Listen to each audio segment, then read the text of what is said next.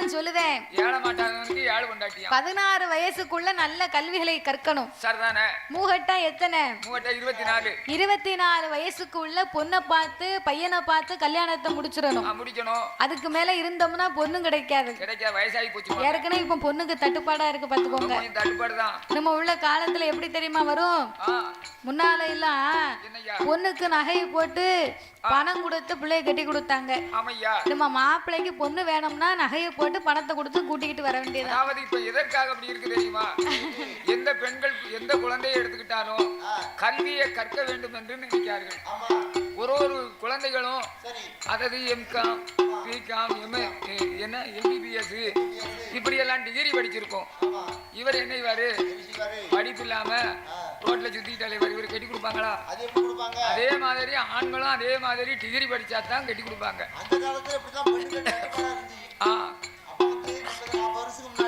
சரி இல்ல பொண்ணு பாக்கிறதுக்கு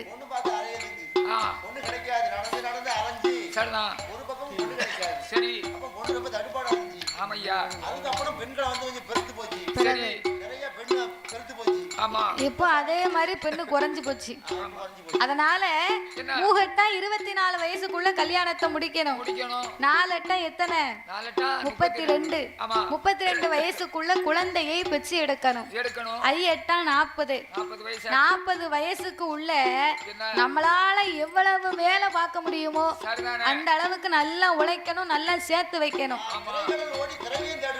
40 வயசுக்கு மேல ஏன் 40 வயசு சொன்ன தெரியுமா? 30 வயசு 35 வயசுக்கு உள்ள வரைக்கும் நம்ம உடம்பு நம்ம என்ன சொன்னாலும் கேட்கும், எதை கொடுத்தாலும் திங்கி என்ன வேலை பார்த்தாலும் அது ஏத்துக்கிடும். 35 வயசு 40 வயசுக்கு மேல இந்த உடம்பு என்ன சொல்லுதோ அதைத்தான் நம்ம கேட்டு நடக்கணும்.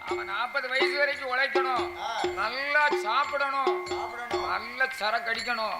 40 வயசு வரைக்கும் அனுபவிச்சிடணும். சொல்லுவாங்க என்ன மாதிரி அனுபவிச்சவங்க எவனும் கிடையாதுடா. எதுக்கு என்னவும் சம்பாத்தியம் பண்ணிருக்கியா? போடா போ பைத்தியார் பேரு. நான் கவர்மெண்ட்டுக்கு சீட்டு கட்டி இருக்கேன்டா.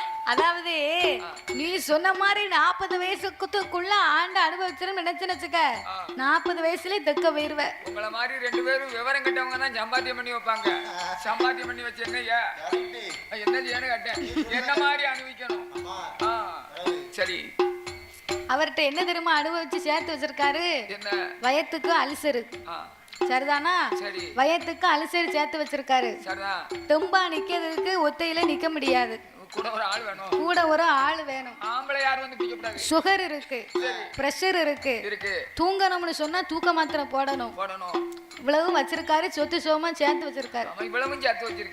உன்னைய மாதிரி அனுபவிச்சா நல்லா இருக்கும் பாத்துக்கோ. நாளைக்கு கேட்பாங்க நீ எல்லாம் ஒரு அப்பனால நீ எல்லாம் என்ன பெத்து வளர்க்கணுமா? எனக்கு சம்பாத்தியம் பண்ணி வச்சிருக்காரு. அதனால 40 வயசுக்குள்ள நல்லா உழைக்கணும், நல்லா சாப்பிடணும், நல்லா சேர்த்து வைக்கணும். 5 எட்டா 40, 6 எட்டா 48 வயசுக்கு உள்ள நம்ம பெத்த பிள்ளைகளுக்கு நல்ல பொண்ணாவோ பையனாவோ பார்த்து சம்பந்தம் பேசி முடித்து அந்த பிள்ளைகளுக்கு பேரம் பேத்தி எடுத்து அதை நல்லா தூக்கி கொஞ்சம் விளையாடணும். ஆமா. 6 எட்டா எத்தனை? 7 எட்டா 56 வயசா? அப்ப 56 வயசுக்குள்ள 7 8க்குள்ள ஏகதளம் போகணும். நீ சொன்ன வரைக்கும் போதும். நான் வந்து படிச்சேன், அதனால எனக்கு கவனமா சொல்லி கொடுத்தாங்க. அதனால 56 வயசுக்குள்ள எங்கெங்க சிவ ஆலயம் இருக்கோ பெரிய பெரிய ஆலயத்துக்கு போய் நல்ல என் பிள்ளைகளுக்கு குடும்பத்துக்கு நல்ல வாழ்க்கையை கூட நல்ல நிம்மதியை கொடு அப்படின்னு சாமியை போய் கும்பிடணும். அதுக்கு மேல 8 64 வயசாச்சுன்னு வைங்க, அதுக்கு மேல இருக்கவே கூடாது. ஏன் இருக்க கூடாதுன்னு சொன்ன தெரியுமா? அதாவது நம்மளே பார்த்து கொள்ளக்கூடிய அளவுக்கு நம்ம உடம்பு தெம்பா இருக்கிறது வரைக்கும் தான் நமக்கு மதிப்பு இருக்கும். என்னைக்கு நம்ம உடம்புல சீக்கு நோயின்னு ஒண்ணு வருதோ அன்னையோட நமக்கு மதிப்பு இருக்காது. கொஞ்ச நாளைக்கு பாப்பா, 1 வருஷம் பாப்பா, ஒரு 2 வருஷம் பாப்பா, கிழட்டு சனியே போய் சேருதா அப்படின்றவன் பிற சீனு போயிரும். அதனால நம்மளை பார்த்து கொள்ள வரைக்கும் தான் நமக்கு மதிப்பு இருக்கும். நம்மளை பார்க்க ஒரு ஆளு வேணும் என்னைக்கு இருக்கும் அன்னையோட போயிடும். 4 மணி கயிறு கிடைச்சா பார்க்கணும், இல்லன்னு வையும் துண்டை முறுக்கணும். அதுக்குத்தான் எங்க தாத்தா எப்பவும் எங்க தாத்தா எப்பவும் பேக்கல 4 முழம் கயிறு வச்சிருக்காரு. ஆமா கண்டிப்பா வச்சிருப்பேன். ஆமா முடியலன்னா என்ன முடியும், அதே அதனால சரி. அதனால என் அண்ணா இந்த வயசுல நமக்கு பிள்ளை இல்லையே, நம்ம எந்த வயசுல பிள்ளை இருக்க போகுது அப்படி என்று நாகராஜனை அழைத்த நாகக்கண்ணி எங்க நவராஜவண்ணா எங்க நவராஜவண்ணா எனக்கு வைத்த பிராணனா உங்க தேவி நாகக்கண்ணி இதனால இது வரைக்கும் என்ன பாவனாமல் செய்து ஆவை அடித்து அரை கொடுமை செய்து வைத்தாலோட அடைக்கல வயிறெறிய செய்து ஓட்ட நாளை மறக்கா ஓட்டல் அந்த தோசவும் பட்டர நல்லதில பதரை கலந்தேனா பிச்சை என்று வந்தவரை பிறகு வர சொன்னேனா தாயில்லா பிள்ளையை ஓங்கி தலையில் அடித்தேன் மாதாயில்லா பிள்ளையை மண்டையில கொட்டிட்டேன் வட்டிக்கு வட்டி வாங்கி உண்ட தோசவும் கார வட்டி போட்டல கடை வயிறு நிறைத்ததும் கண்ணுக்கு பாலிடாமல் கறந்து நான் உண்டிட்டேன் ஒரு பாவம் செய்யலையே ஒரு பாவம் செய்யலையே அண்ணா ஒரு குழந்தை நமக்கு ஒரு பாவம் செய்யலையே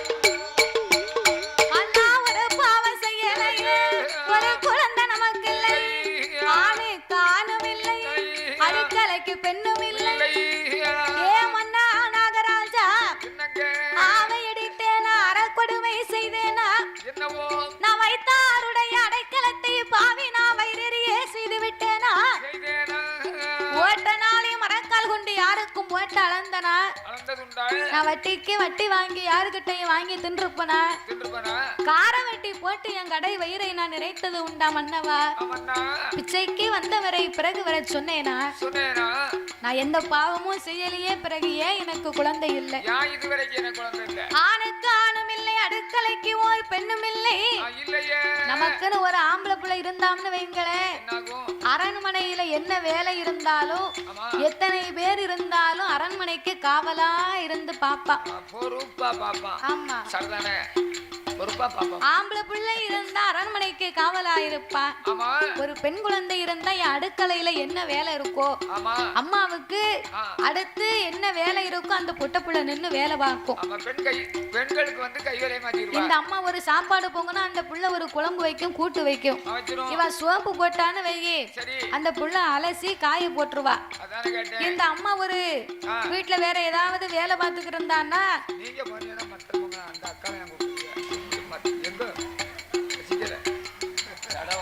அவ முழிக்கத பாத்தியா நீ சும்மா இருக்கலன்னு வையமாவ அடி அப்போ பெண் குழந்தை இருந்தா அம்மாவுடைய கை வேலைய மாத்தும் ஆம்பளை பிள்ளை இருந்தா எதைவான் தெரியுமா ஆம்பளை பிள்ளை இருந்தா என்ன செய்வான் அப்பா பாக்க வேலையை பின்னாலே பாப்பான் நல்ல அப்பாவா இருந்தாருன்னா அப்பா கொஞ்சம் யோக்கியமா இருந்தாருன்னு வையே அவர் ஒரு பூயாவரம் பார்த்தா அந்த பிள்ளை கொஞ்சம் பூயாவரத்துக்கு உதவி பண்ணுவான் அவர் ஒரு டீ கடை போட்டு அந்த பிள்ளை ஒரு வடையாவது போடுவான் யோக்கியரா இருந்தா அயோக்கியனா இருந்தாம்னு வையே அவரு குவாட்டர் அடிச்சா இவன் புல்ல அடிப்பான் நல்லா இருக்கும்ல அப்பா முன்னால வரிசையில நின்னாருன்னா கோட்டுருவாங்க புள்ள முன்னால வந்து நிப்பான் பாத்துக்கோ உனக்கு என்ன பிராண்டு எனக்கு எனக்கு ஒரு அக்காடு வந்து ராயல் அக்காடு வேணுமா லெமன் பக்காடி வேணுமா அக்காடு வேங்க 150 75 ரூபாய் 85 ரூபான்னு எனக்கு அப்போ அவ்வளவு ரூபாய்க்கு உங்ககிட்ட வசதி இல்லையோ துட்டு இல்ல இருக்கிறது தகுந்தது பேசணும் அப்போ என்கிட்ட இருக்கு உனக்கு வசமா வாங்கி தரேன் அப்படியா ஆமா அததான் எதிர்பார்த்தேன் ஒரு சானக்ஸாவும் என்னைக்காவது ஒரு 1848 வாங்கி அடி ஒரு நாளைக்கு வாங்கி கொடுவேன் கொஞ்சம் அளவுல 1848 கிடைக்கலன்னா ஒரு கடுங்காப்பி வாங்கி கொடுக்க மாட்டீங்க. அதுவும் கிடைக்கலன்னு வையே, ஒரு மானிடர் வேண்டாம், மண்டை வெளியே. ஆமா, அது வேண்டாம். நெப்போலியனா? அது நல்லா தான் இருக்கும். நான் குடிக்கவனுக்கே எனக்கு இந்த பேர் தெரிய மாட்டேங்க. உனக்கு எப்படி இந்த பேர்? உனக்கு பேட்டியாலா போயிட்டேன்னு என்ன செய்ய தாத்தா? அப்படியா? என் கூட நீ என் பழவி என் மாடபுரம் உனக்கு அடிச்சு ஓட்டி போச்சு. சரி, அதனால அம்மா அப்பாவுக்கு ஆண் குழந்தைய பெண் குழந்தைய இருந்தா அவங்க கை வேலையை மாத்தி கொடுக்கும். அதனாலதான் நாகக்கண்ணி சொன்னா, ஆணுக்கு ஆணும் இல்லை, அடுக்கலைக்கு பெண்ணும் இல்லையே மன்னவா, சாமி இஞ்சி வச்சா பிஞ்சிரங்கும், இஞ்சி வச்சா பிஞ்சிரங்கும், எரு போட்ட காய்காய் இந்திரனருடன் பிறன் இருசி என்று பேருங்க, மஞ்சள் வைத்தா பிஞ்சிர மணல் போட்ட காய்காய் மந்திரையின் உடன் பிறன், மந்திரையின் உடன் பிறன் பாவி மலடி என்று பேருங்க.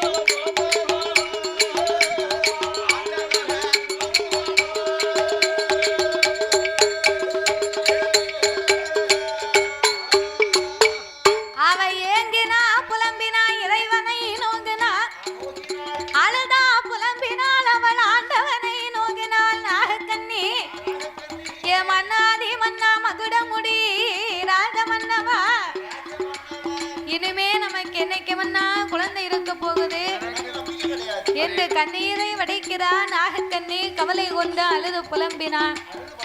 அடியே நாகக்கண்ணி, நீ ஒன்னும் கவலைப்படாத. நம்ம 2 பேரும் போன சென்மத்துல ஏதாவது பாவம் பண்ணி இருந்தா அந்த பாவத்தை தொலைப்பதற்கு இந்த சென்மத்துல ஏதாவது நம்மளால முடிந்த புண்ணியத்தை பண்ணுவோம். அப்படி என்று அந்த நாகராஜனும் நாகக்கண்ணி பெண்கொடியாலும் அவர் அண்ணன் தானோ சொருணதானோ அள்ளி அள்ளி தாளம் செய்தார். அவரும் ஆதானோ கோதானோ அவரும் மறையவர்க்கும் தாளம் செய்தார். அவர் அன்னமன்று வந்தவருக்கு அன்னதானோ போடுவார். தண்ணீர் என்று வந்தவர்க்கு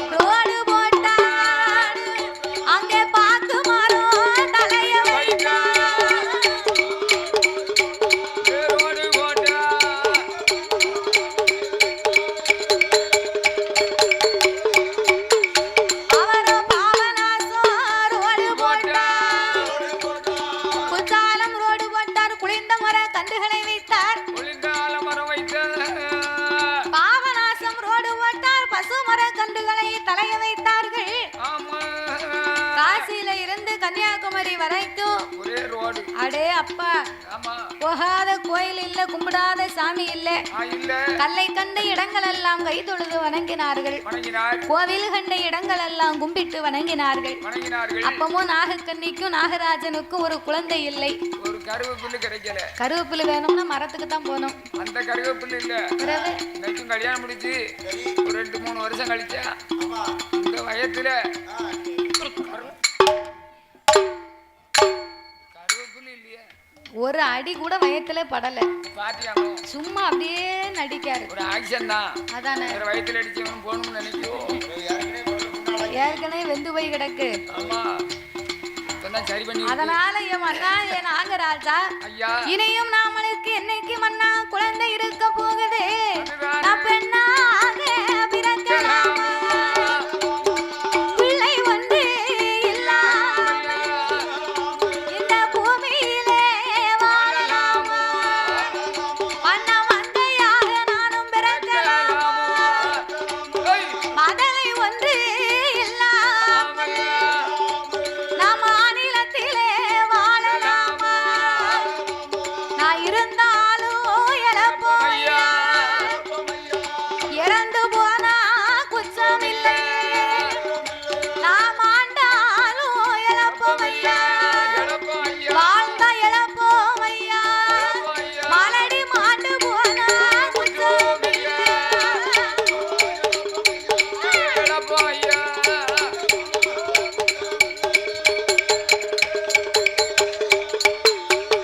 ஏனாகத்தானே பிடிக்கிடேனோ, பாவின் அஞ்சரச்சி தின்னிடேனோ, இந்த நல் உயிரை மாய்த்திடேனோ.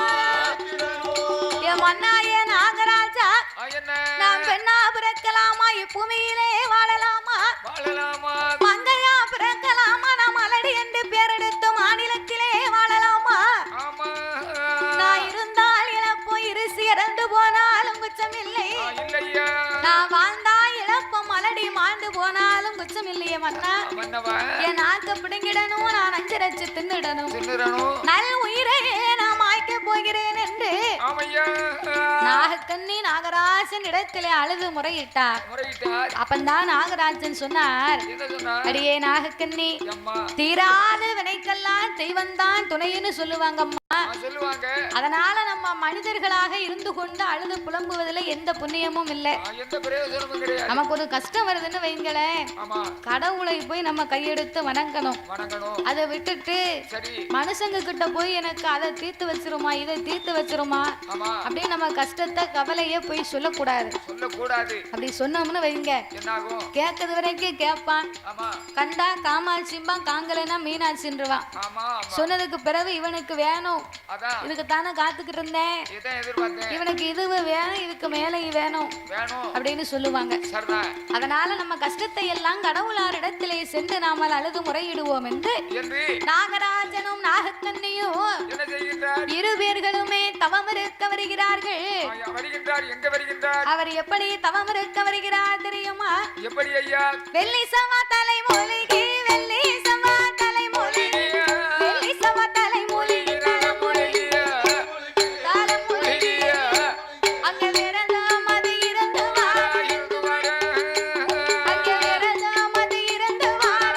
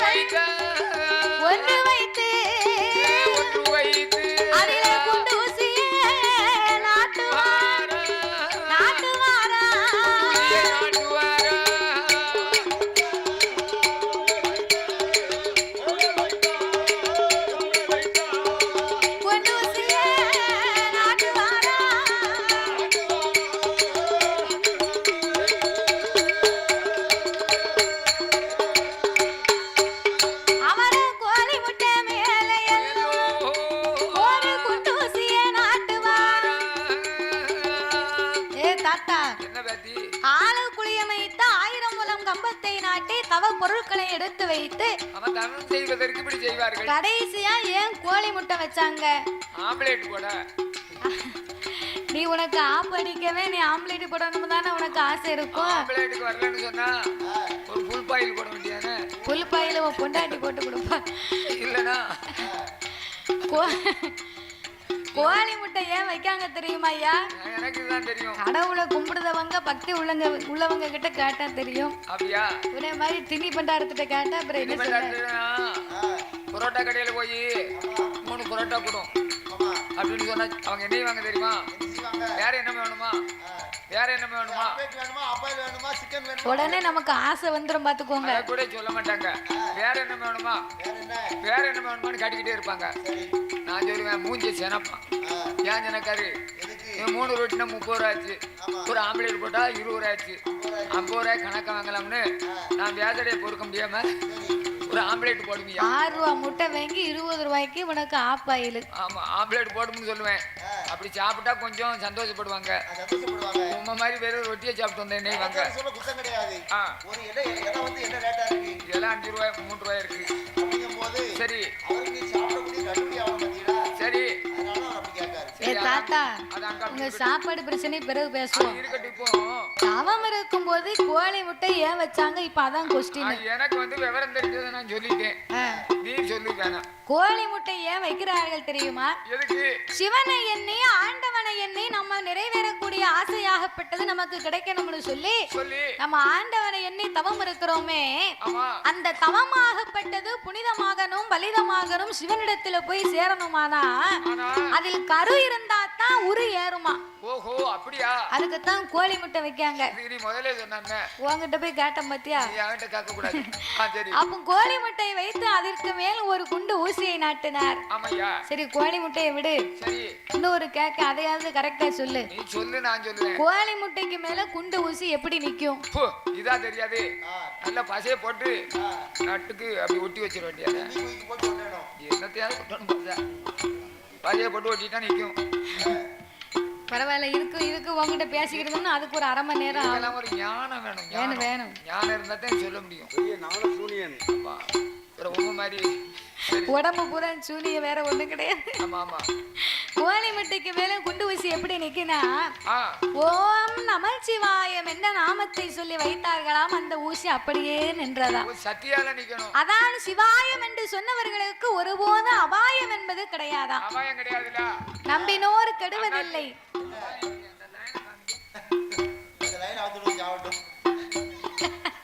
ஏ தாத்தா அங்கன போய் காலை வச்சேன்னா நல்லா இருக்கும் பாத்துக்கோ.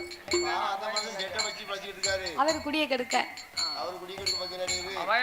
நான் சொன்ன பத்தியில இப்ப சிவாயம் என்று சொன்னவர்களுக்கு அபாயம் இல்லைன்னு சொன்ன பத்தியலா இவர் சிவாயம்னு சொல்லிட்டு கரண்ட் போய் விழ போறாராம். காப்பாத்தி கொடுப்பாங்களா? என்ன ஆகும்? காப்பாத்துவாரு. சாக்கடிச்சு தெரியாம செய்தா அது தவறு, தெரிந்தே செய்தா அது தப்பு.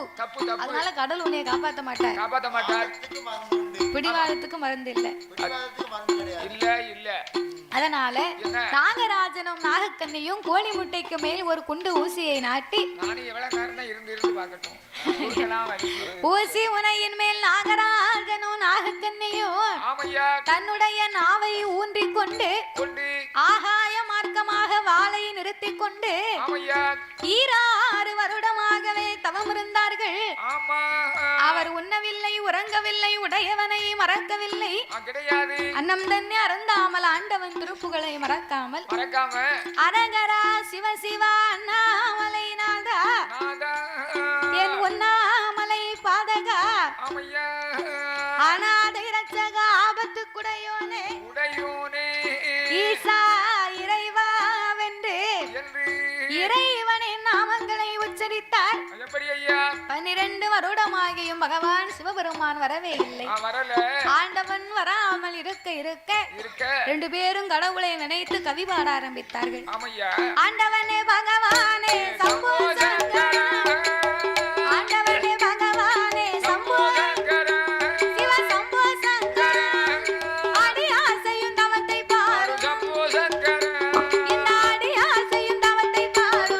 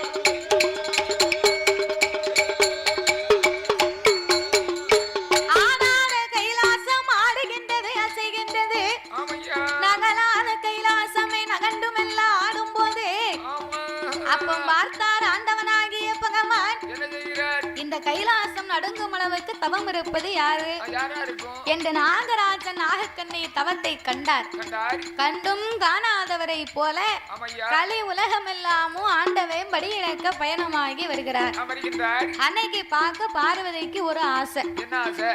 என்னைக்குமே இந்த ஆண்டவன் படி இழக்க போனா பார்வதி நம்ம ஒத்தையிலே கைலாசத்துல இருக்கோம். இருக்கும். நேரமும் போக மாட்டுக்கு. நமக்கு சந்தோஷமாவும் இல்ல. அதனால சிவனோடு சென்று இந்த இறைவனுடைய படியிழப்பை நம்ம பார்த்து விட்டு வருவோமே அப்படி என்று சொல்லி பார்வதி இறைவனை அழைத்து சாமி ஆண்டவனே பகவான் ஆண்டவா பகவான் நீங்க ஆதி சக்தி வார்த்தைக்கு சாமி இல்லையே தினமதியில உங்களோட படியிழப்பை நாமையவனும் பார்க்க பகவானோட படியிழப்பை இந்த பார்வதி நாம் பார்க்க கடவுளோட படியிழப்பை கடவுளோட படியிழப்பை நான் கண்டிப்பா பார்க்க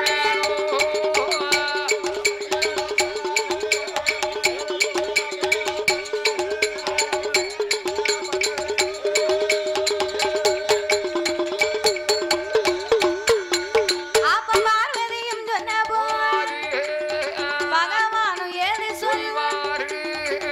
அம்மா பார்வதி என்னைக்குமே நீ படியரிசி எடுத்து கொடுத்தா நான் ஆண்டவன் போய் படி இழந்துட்டு வருவேன்.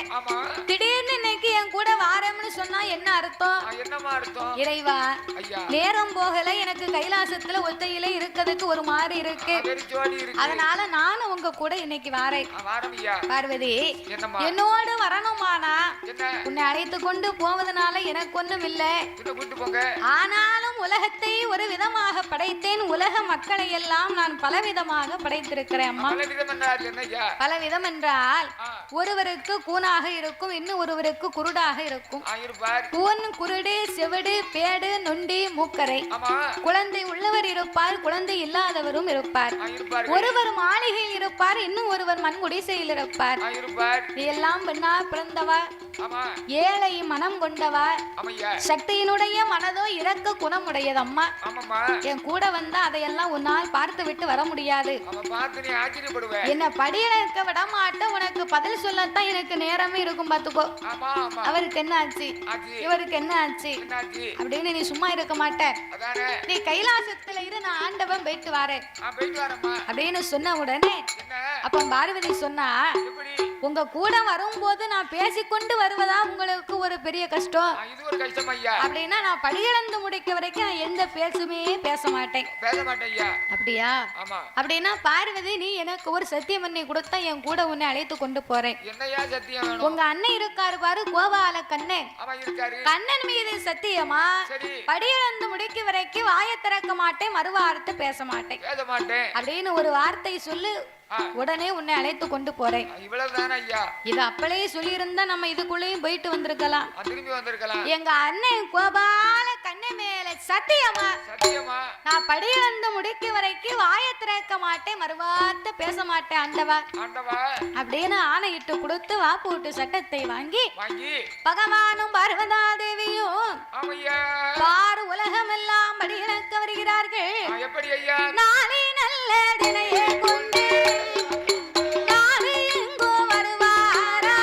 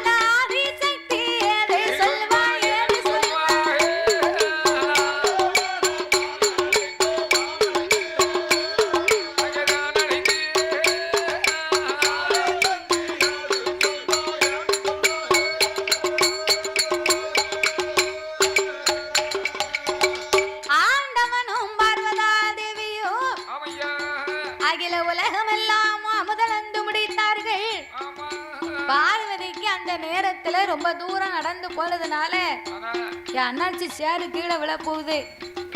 அவங்களுக்கு என்னமா தூக்கம் வருது பாத்துக்கோ. நானும் அப்பலே நினைச்சேன் பரவாயில்ல அந்த அண்ணாச்சி நல்ல கவனமா கதையை கேட்காங்க அப்படின்னு நான் நினைச்சுக்கிட்டு இருந்தா அவ சேர துணைக்கு வச்சு தூக்கம் நடக்கு பாத்துக்கோ. அது வேற ஒண்ணும் இல்ல, கோயில போட்ட சக்கரை பொங்கலுக்கும் உட்காரதுக்கு போட்டிருக்க சேருக்கும் நம்ம படிக்கிறதுக்கும் தாலாட்டுற மாதிரி இருக்கு.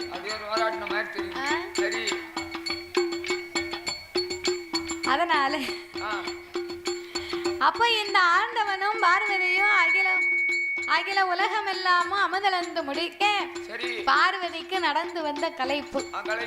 ஆண்டவா ரொம்ப கால் வலிக்கு கொஞ்ச நேரம் உட்கார்ந்து விட்டு அதுக்கு பிறகு நம்ம கைலாசத்துக்கு போவோம். சும்மா இருங்க, இப்ப உடனே செடியே ஆடுதும் பாரு.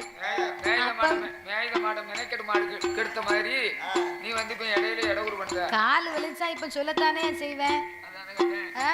கொஞ்ச நேரம் உட்கார்ந்துட்டு போனா பரவாயில்ல, உடனே ஆத்தியத்துல இருந்தே பேசுவாரு. அப்படின்னு உடனே பகவானும் பார்வதியுமாக கண்ணு கட்டிய தூரத்திலே ஒரு ஆலமரத்தினுடைய அடியிலே சென்று அமர்ந்திருந்தார்கள். ஆலமரத்துக்கு அடியிலே 10 ஆடு மாடு மேய்ந்து கொண்டிருக்க, ஆடு மாடு மேய்க்கக்கூடிய ஒரு சின்னஞ்சிறிய பாலக நம்ம பையங்க ஒருத்தனை கூட காங்கல பாத்துக்கோ.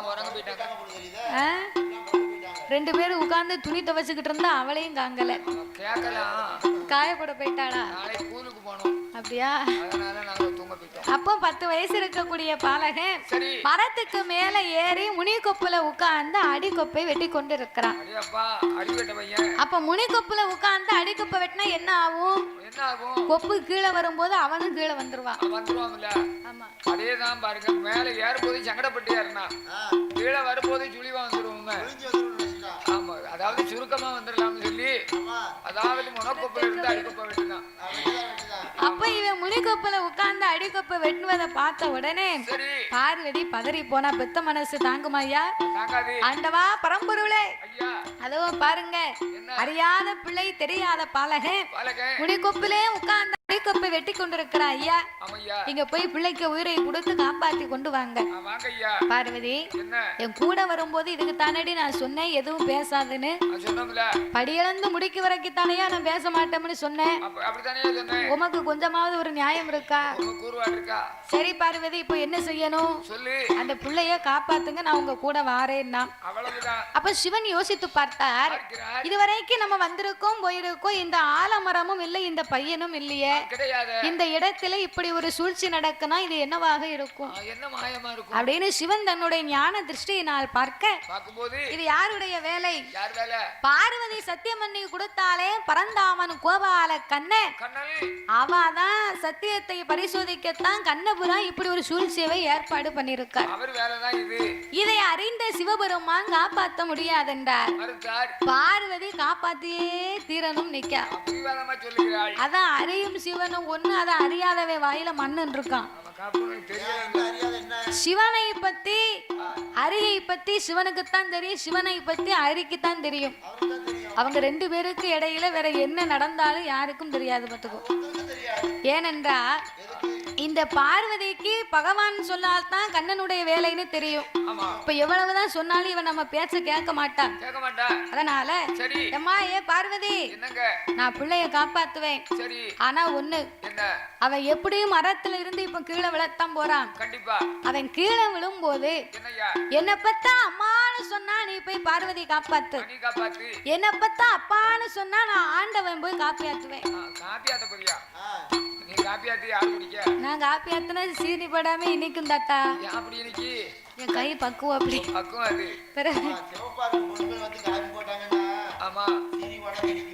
சீனி போட மாட்டேன், நாட்டு சக்கரை போடுவேன். நான் போயிருந்தேன் ஐயா, நான் ஊருக்கு ஒரு நாள் போயிருந்தேன். ஒரு ஜாலியா அந்த பாட்டுக்கா என்ன வரும்னு கேட்கறதுக்கு. அப்போ தாத்தா வாங்க, ஒரு வேலை இல்லை நீங்க போனேன். போனவுடனே கொஞ்சம் பொறுங்க, இப்ப நம்ம ஊர்ல காப்பி இருக்காது, கடை இருக்காது. உடனே காப்பி கொடுத்தாருன்னா காப்பி போட்டு வந்தா, போட்டுட்டு வந்து ரேசா ஆயில் ரேசா வச்சு பார்த்தேன், அப்படியே காப்பியை கீழே வச்சுட்டேன். இனிப்பு இல்லை, ஆமா சீனி போடாம இனிக்கும்னு அது அந்த வாய் தான் இப்பவும் சொல்லுது. ஒரே வாய் தான் வருது. அது நல்ல வாய், இது நார வாய். வாயில 2 வாய் இருக்குல்ல. ஒண்ணு ஏன் உனக்கு அப்படி கொடுத்தேன் தெரியுமா? அப்பதான் மறுபடியும் வீட்டுக்கு வர மாட்டேன். கண்டிப்பா அப்படி ஒரு ஆட்டம் நல்லா கொடுத்துட்டோம்னு வைங்க, சும்மா வந்தா கூட போனோம்னு தோணும். கண்டிப்பா. கரெக்ட், இது கரெக்ட். சீனி போட்டு கொடுத்தா தாத்தா மண்டே மட்டும் அடிக்க முடியும் அப்படின்னு சொல்லி பாதுகாப்புக்காக தான் சீனி போடாம பேசி ஆத்தி கொடுத்துருக்காங்க. காப்பி நல்லா தான் போட்டிருந்தா. அப்ப ஆண்டவனும் இன்னும் உனக்கு கிடைக்காது, இன்னும் பேசாத. சரி. அப்ப ஆண்டவனும் பார்வதியும் பேசி முடிக்க சரி பாலகன் மரத்துல இருந்து வெட்டு முடிந்தான் கீழே வாரான். கீழே வந்தானே தம்பி, பையன் மேல இங்க வா தம்பி, டவுசர் போட்டவனே கீழே விழுந்தானே, பையன் மேல கொப்பு கீழே, கொப்பு மேல பையன் கீழே கரணம் போட்டு வந்தான். உயிர் மேல ஆசை இருந்து என்ன பத்தா அம்மான்னு சொல்லிருக்கலாம், பார்வதி போய் காப்பாத்திருப்பா. இல்ல என்ன பத்தா அப்பான்னு சொல்லியிருந்தா ஆண்டவன் போய் காப்பாத்திருப்பாரு. இவன் அம்மா வேண்டும் சொல்லவில்லை, அப்பா வேண்டும் சொல்லவில்லை. இத்தனை விட்டு விட்டு பாவி எதை சொன்னான்? போன வருஷமே யார கரெக்டா சொன்னாங்க. சரி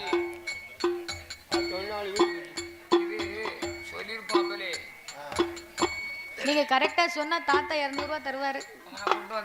ஆனா செல்ல அறியாத பாவகன் கொக்கு ஒடிஞ்சு கீழே விழும்போது அம்மான்னு சொல்லல அப்பான்னு சொல்லல. அப்ப என்ன சொல்லிருப்பான்? ஈக்கின்னு விழுந்திருப்பானோ? உன் வீட்டுக்காரியா போறா அங்க பெரியத்த என்னவோ சொல்லுதாவோ. நீங்க சிரிக்கதான் தாய கேட்க சொல்லுது, கேட்க மாட்டுக்கு.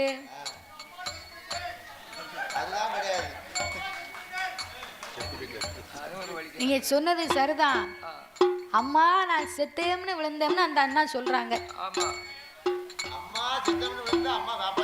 ஆமா இது தப்பு. உங்களுக்கு 200 ரூபாய் கிடையாது. அந்த பெரியம்மா தான் கரெக்டா சொன்னாங்க. செத்தேம்னு விழுந்தான் பாவி செத்து போனான். அதனால அவங்க நினைப்பாங்க வேணும்னே நம்மள இல்லன்னுட்டாங்க. உங்க நீங்க ஒண்ணும் வருத்தப்படாதங்க, ஊர்ல போய் உங்களுக்கு அக்கௌண்ட்ல போட்டு விடுதோம். ஆமா இல்லன்னா அடுத்த வருஷம் வரும்போது கொண்டுகிட்டு வரோம். இப்ப குடுக்கலாம், இப்ப குடுத்தா கோயில் கொடைக்கு செலவு பண்ணிருவிய. ஆமா அதனால அடுத்த வருஷம் கொண்டு வரோம். அதனால செத்தேன் என்று விழுந்தான் பாலகன் செத்து போனாண்டி. அதான் பெரியவங்க சொல்லுவாங்க, அவன் வாழ்க்கை அவன் வாயிலன்னு இருக்கான். ரோடா போடுவாங்க, அவங்க வாழ்க்கை வாயிலன்னா நல்லதை பேசணும், நல்லதை நினைக்கணும். நம்ம வாயிலிருந்து வரக்கூடிய வார்த்தை நல்ல வார்த்தையாக இருக்க வேண்டும். எதிரியாவே இருந்தா கூட நம்ம வாயால யாரையும் நம்ம சபிக்கவே கூடாதான். ஏன் தெரியுமா? அந்த வார்த்தைக்கு உணர்வு இருக்கு, உயிர் இருக்கு. உணர்வு இருக்கு, உயிர் இருக்குன்னா ஒரு ஆள் வந்து உன்னை கோபமா பேசினா நீ என்ன செய்வ? அன்பா பேசினா என்ன செய்வ? அப்போ அதற்கு உணர்வு இருக்கு, உயிர் இருக்கு. அதனால எந்த வார்த்தையா இருந்தாலும் கவனமா பேசணுமா. அதனால இன்னைக்கு கல்லு தட்டி விழுந்தாலும் அம்மான்னு சொல்லிடணுமா, இல்ல அப்பான்னு சொல்லிடணுமா. நான் செத்தண்டான்னா நமக்கு பிறகு அதான் கிடைக்கும். உனக்கு ஏமே இப்ப தும்மல் வருது? நினைப்பா சரி என்ன ஆகும்? அதேதான். அப்ப தும்மும்போது அம்மான்னு சொன்னா அந்த போன உயிர் ரெண்டாவது குடல்ல வந்து சேர்ந்துக்கணும். அம்மான்னு சொல்லலைங்க, திடீர்னு தும்மும்போது உயிர். நீ என்னைய ஒரு புது புறனை கிளப்பி விடுது. ஏற்கனவே இப்ப எதை செஞ்சாலும் பயமா தான் இருக்கு. ஒரு ஆனந்தம் கிடைக்கும். அப்பாடான்னு எங்க தாத்தா தான் ஓயாமே போட்டுக்கிட்டு இருக்காரு. தும்மல் நமக்கு வராதா? மூக்குப்படிய அம்மான்னு சொல்லணும். அப்போ இந்த பாலகன் செத்தேன்னு விழுந்தான், செத்து போனாண்டி, வா நம்ம கைலாசத்துக்கு போவோம். எந்த ஆண்டவனும் பார்வதா தேவியும் அந்த நல்ல இடத்தை விட்டு, அந்த நல்ல இடத்தை விட்டு நாகலோக வழியா கைலாசம் போவோம் என்று கடவுளும் பார்வதி நடந்து மெல்ல வாரா.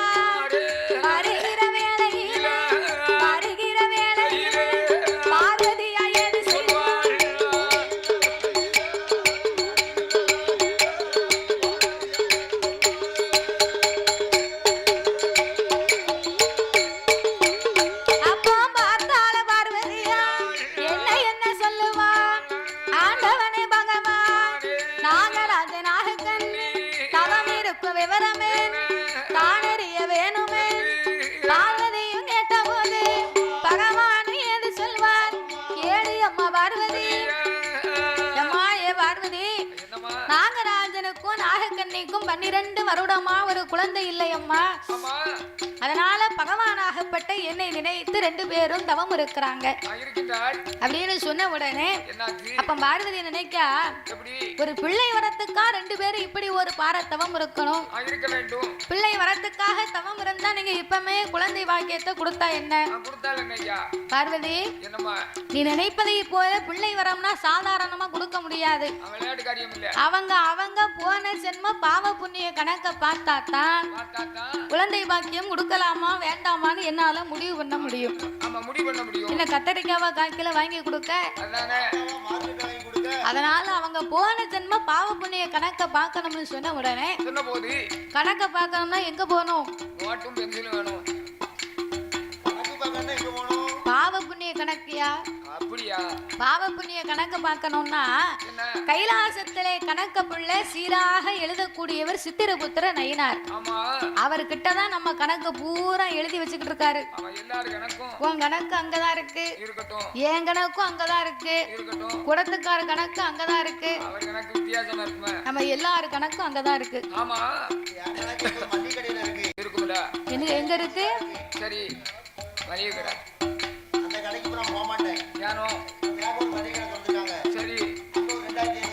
சரி 5500 ரூபாய் பாக்கி இருந்ததை குடுத்தியா குடுக்கலையா?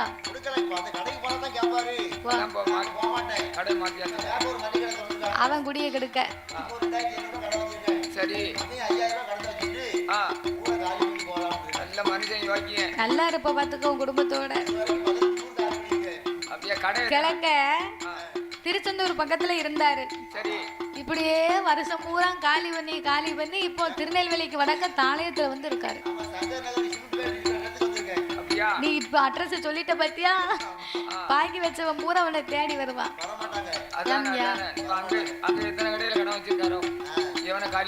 அப்போ அந்த கணக்கெல்லாம் இல்ல தாத்தா, அந்த கணக்கு அங்க இருக்கும். இந்த ஊர்ல சொன்ன பிறகு நம்ம நடை ஏத்த மாட்டாங்க. இந்த ஊருக்குள்ள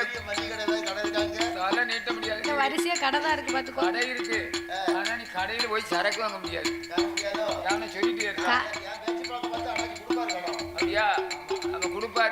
ஏற்கனவே எல்லா கடையிலயுமே இப்போ தகவல் பலகை போட்டிருக்காங்க. கடன் அன்பை முறிக்கும், அதை மீறி கடனை தரவில்லையானால் உங்கள் எலும்பை முறிக்கும்னு. தெரியுமா? கடைக்கு போவேன், எழுதி போட்டிருக்கோம், அந்த போட வந்து பெரட்டி போட்டுட்டு ஐயா சரக்கு கொடுங்க அப்படின்பேன். சரக்கு தந்துருவாங்க. தந்த உடனே நாளைக்கு தரையா அப்படின்னு போடு போட்டுருக்கு பாருங்க. போடு எங்க போட்டிருக்கீங்க? என்னாச்சு? ஹோட்டல பாருங்க. இது பெரட்டி விட்டது யாரு? அதுக்கு பிறகு ஒன்னு கடையில நடை ஏத்த மாட்டாரு, அதோட போயிருவேன்னு. அப்படிதான். அதனால நாகராஜன் நாகக்கண்ணியினுடைய கணக்கை பார்க்க வேண்டும் என்று சித்திரபுத்திர நயினாரை வரவழைத்தார்கள். அந்த நாகராஜன் நாகக்கண்ணியினுடைய கணக்கை பார்க்கும்போது அதுல என்ன தெரியுது? போன ஒரு சன்மத்தில் நாகமுடி ராஜமன் வேடுவனாத அன்பிரன் 8 மாத சூல்மான் அம்பாலை எதிர்க்க அதன் உயிரமாய்த்திரு மாலை கொன்ன தோசத்தான் மதலை ஒண்ணு கிடையா நாகக்கண்ணி வெண்கொடி போன ஒரு சென்மத்தில் மருத்துவம் அது அன்பிரன் 7-8 பிள்ளைகள் அருமருந்த கொடுத்திரு அருவ கலைத்திரு கருவழித்த தோசத்தான் கை குழந்தை கிடையா உருமருந்த கொடுத்திரு உருமருந்த கொடுத்திருக்க உருவ கலைத்திருக்க உருவழித்த இருவருக்கு உருவழித்த தாய ஒரு குழந்தை கிடையாது. உருவழித்த இருவருக்கு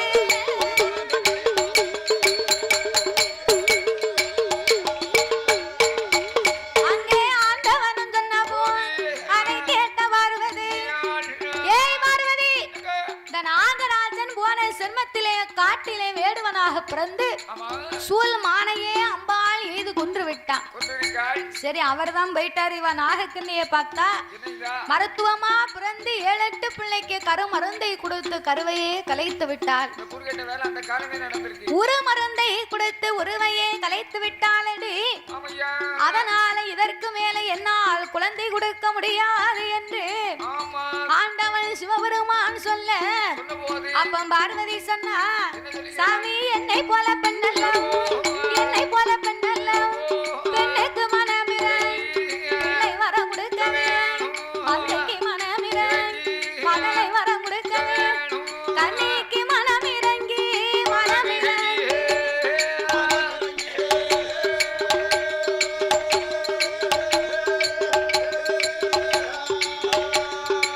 நீங்க கை குழந்தை கொடுக்க வேணும், கை குழந்தை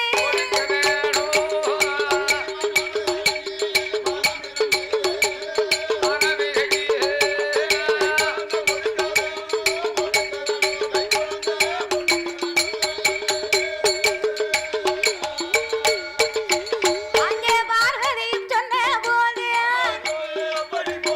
பகவான் ஏது சொல்வார், எம்மா பிள்ளை வரம் கொடுத்தா வரம் கொடுத்தா.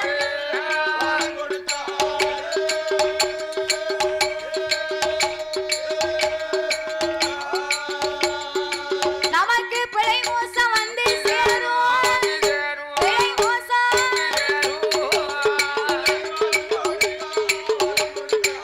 பிள்ளை வரம் கொடுத்தா.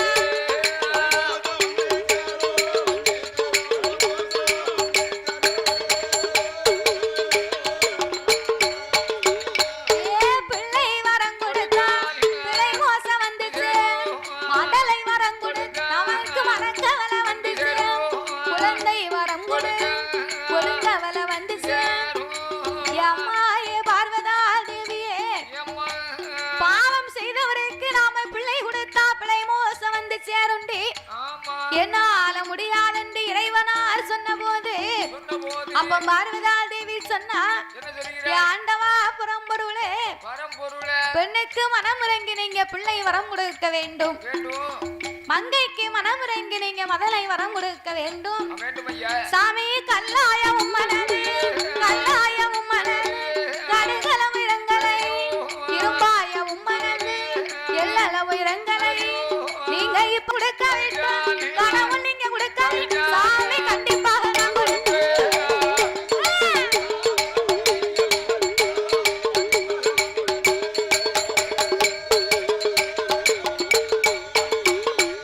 பார்வதியும் கண்ணபோல் ஆண்டவை ஏழு சொல், ஏய் பார்வதி, என்னை எதிர்த்து குழந்தை வாக்கியம் கொடுப்பேன் என்று சொன்னதுனால பிடி சாபத்தை, பிள்ளை இல்லா இருபேருக்கு நீயே போய் பிள்ளையா பிறக்கணும் போ. அந்த வார்த்தையிலே சக்தி நான் சென்று கருவாக சனிக்க முடியுமா? கருவச்சு பிறப்பதற்கு சட்டம் இல்லை, கருவச்சு பிறக்குமானால் அது தெய்வமும் இல்லை. மாற்று வரங்களை தந்தாலே நான் போய் மதலையாக பிறக்கிறேன் என்று சொல்ல, அப்படியானால் கையிலே இருந்த அமிர்தம் என்னும் 8 கலசங்களை வரவழைத்து நாகராஜனுக்கும் நாகக்கண்ணிக்கும் வரமாக கொடுக்க, நீங்க 2 பேருக்கும் வரத்தை கொடுத்து 21 நாள் அரை மண்டலம், 48 நாள் ஒரு மண்டலமாகவே பூஜை இருந்து வர சொல்லு. 48 நாளைக்குள்ளே அந்த 8 நாகராஜனுக்கும் நாகக்கண்ணிக்கும் 8 அமிர்த கலசத்திலே அட்டகாளியர்கள் வந்து பிறப்பார்கள் அப்படின்னு சொன்ன உடனே, அம்மா பிறக்க போற பட்சம் அதான் மழை பெய்யும். அதனால இந்த அமிர்த 8 கலசத்தை வரவழைத்து நாகராஜனுக்கும் நாகக்கண்ணிக்கு வரமாக கொடுக்க, 2 பேர்களுமே 8 அமிர்த கலசத்தை கொண்டு வந்து அவர் மேலவாசல் கோட்டையிலே வைத்து கலச 8 வட்ட வடிவமா அடுக்கி, நாகம் 2 தன்னுடைய உடலை போட்டு சுட்டி படத்தை மேலே விரித்து கொண்டு 21 நாள் அரை மண்டலம், 48 நாள் ஒரு மண்டலமாக நாகராஜனும் நாகக்கண்ணியும் பூஜை இருந்து வந்தார்கள். அது 48ஆம் நாளையிலே நல்ல செவ்வாய்க்கிழமை அன்று 8 கலசத்தில் யாரெல்லாம் வந்து அவதாரம் செய்ய போறார், அயனாலான உனக்கு நாளையில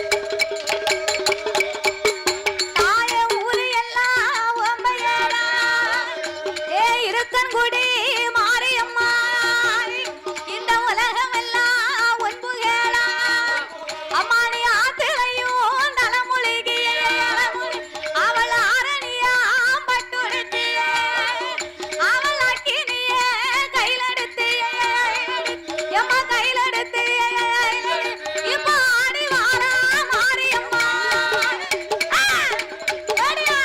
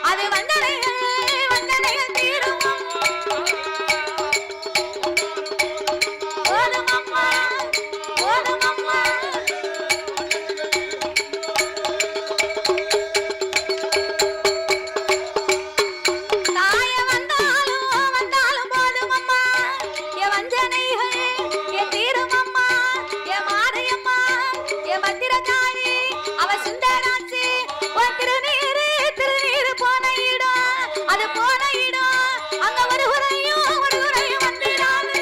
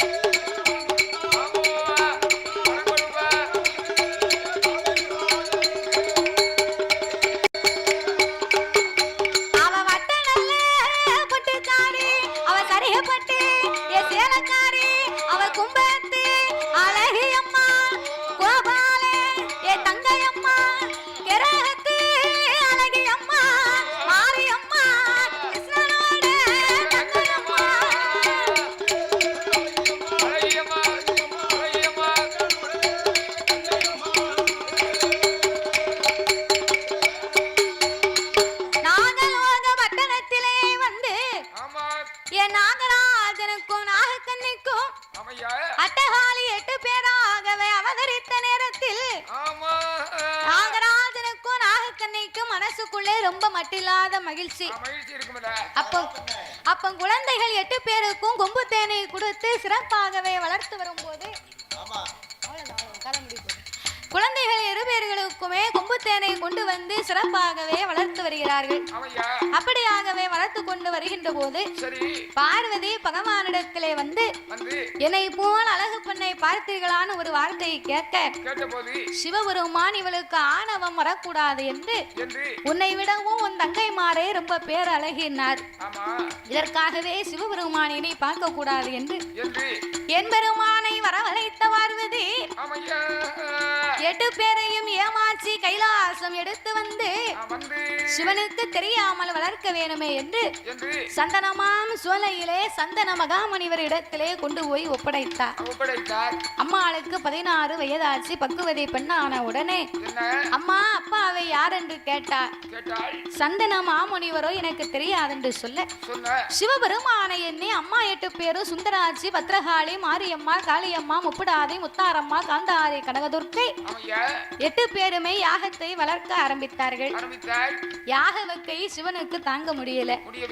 பார்வதி சிவனுக்காகவே அக்னி அணைக்க வேண்டும் என்று யாகத்துல இறங்க 8 பேருமே அவளுக்கு பின்னாலே இறங்கி விட்டார். ஏனென்றா பார்வதிக்கு உயிர் கொடுக்க சிவன் கண்டிப்பா வந்தே ஆகணும். அப்போது நமக்கு உயிர் கொடுப்பார், விவரத்தை கேட்கலாம் என்று 8 பேரும் யாகத்தில் இறங்க அம்மா 8 பேரும் கருகி உருகி கைப்பிடி சாம்பலான உடனே அம்மா நினைத்ததை போலவே ஆண்டவன் பார்வதிக்கு உயிர் கொடுக்க வந்தார். நாளை ஒரு காலத்திலே மகுடாசுரனை வதை முடிக்கணும். ஆனா இந்த சுந்தராட்சி மாகாளி அம்மா நமக்கு வேணுமே என்று இறைவனாகிய பகவான் தீர்த்தமும் திருபிரம்பும் கையில எடுத்து தீர்த்தம் கொண்டு தெளிப்பாராம். திருபிரம்பா கட்டுவாராம். சந்தனமா ஜோலையில அக்கினி யாகத்தில ஊங்கி மூழித்ததை போல் சுந்தரமா இருந்து வாரா. 2வது உயிர்கள் வாங்கி கோட்டை போட வேணும் என்று முப்புறத்து கோட்டையில மரங்களையும் வாங்கி கொண்டு கோட்டை கட்டி கொலுவிருந்தார். 51 வருடத்தில ஆணவ உண்டாகி அம்மா கோட்டை தீப்பிடிக்க 3வது உயிர்கள் வாங்கி பச்சரிசி வனமதியில சாகாத மகுடனைத்தான் சங்காரம் முடிப்பாளா. மகுடனையும் வதை முடித்து கைலாச மலையதில கடவுளோட இடமதியில வைரவன அழைத்து கொண்டு பச்சமுத்து வரங்கள் வாங்கி பகவானுக்கு போடுவாளா. அம்மா பரிசோதனை பாப்பாளா. அப்பம் பார்வதா தேவியவா மடிப்பிச்சை கேப்பாளா. மனமிறங்கி மாரியம்மா சுந்தராட்சி பத்ரகாளி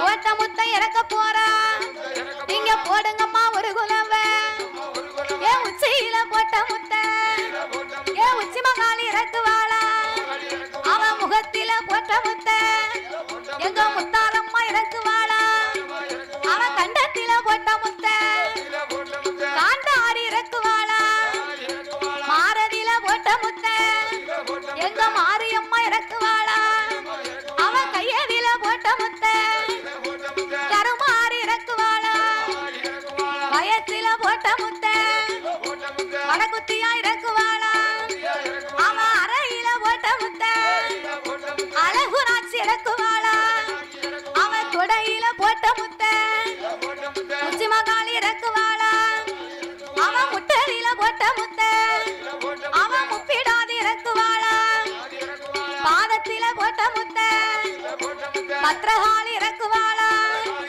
எம்மா போட்ட முத்தை